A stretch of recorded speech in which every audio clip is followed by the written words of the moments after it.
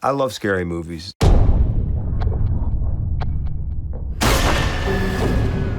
And this movie... Hello? Are you okay? It's its own kind of scary. You Should Have Left is about a man facing his demons. Come away with me. Theo is a complicated man. He's lived 2 lives. If I don't get out of here for a while, I think I'm gonna go nuts. There's a lot of tension in this marriage. We'd rent a house in Wales. It's so beautiful! Wow. I love this. Wait. What? Listen. Be quiet. That's when the fun starts. Jesus. You got enough switches?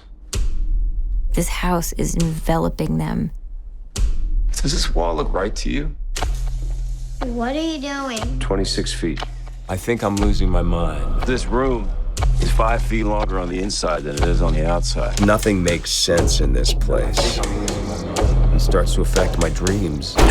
Anything happened yet? I think I'm losing my mind. Somebody wrote in my journal. Time and space are shifting. I think I'm losing my mind. The house shows me. He must be guilty of something. It puts you on the edge of your seat. You can't quite figure out where you are, what's happening. It's terrifying. Wake up! It's a dream! This movie will haunt you forever.